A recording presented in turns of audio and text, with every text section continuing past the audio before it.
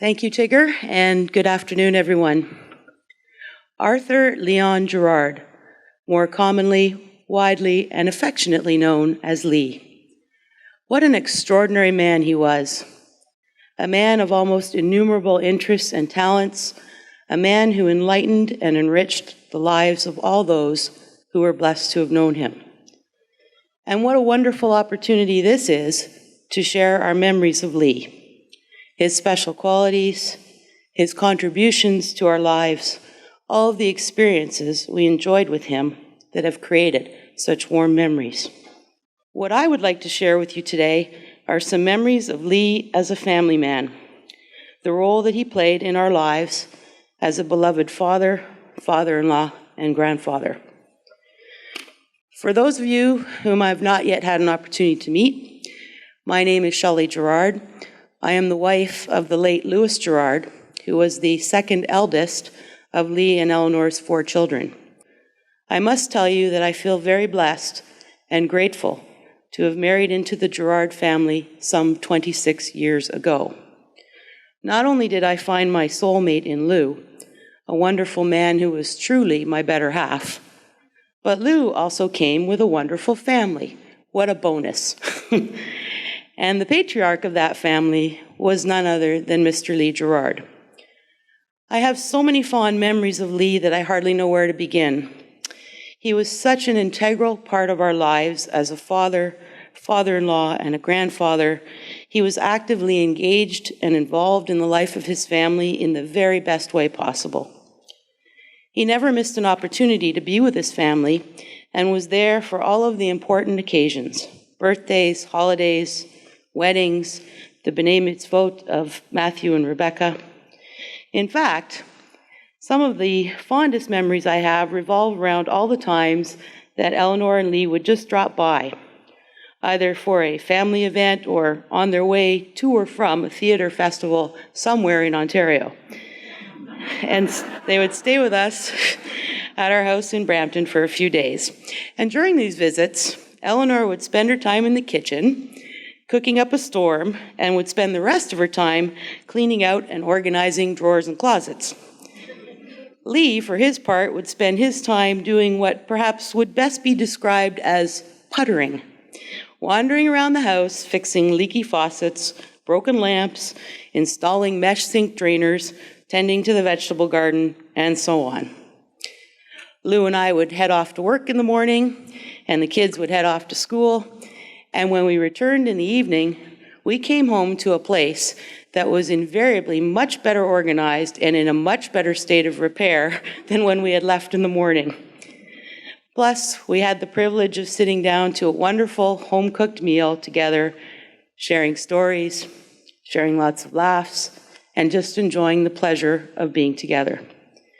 In addition to being such a loving father and father-in-law, Lee was also a devoted grandfather to his grandchildren. My children, Matthew and Rebecca, my nephew Gregory, son of Andrew and Charlene, and Brian's children, Leslie and Ian. This was a man who relished the opportunity to play with his grandkids, read to them, and teach them important life skills, like playing cards, for instance. Most importantly, he never missed an opportunity to guide them, to give them the benefit of his years of wisdom and experience, which he always did in the most subtle and gentlest of ways. As he put it, he loved schepping nachas, which is a Yiddish term that, roughly translated, means deriving great pleasure and pride from someone's accomplishments. And Papa Jourard was certainly very proud of all of the accomplishments of his grandchildren, their academic achievements, Matthew's soccer skills, and Gregory's baseball prowess. But although Lee was very even-handed and took great care to show his love equally, I have to believe that he held a special place in his heart for the acting talents of his granddaughter, my daughter, Rebecca. Lee would take such delight in Rebecca's involvement in drama and in her onstage performances. And I still remember the performance that he attended.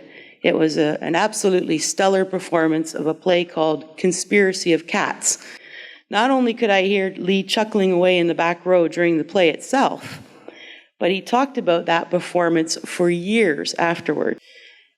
As his daughter-in-law, when I looked at Lee, I saw an older version of Lou.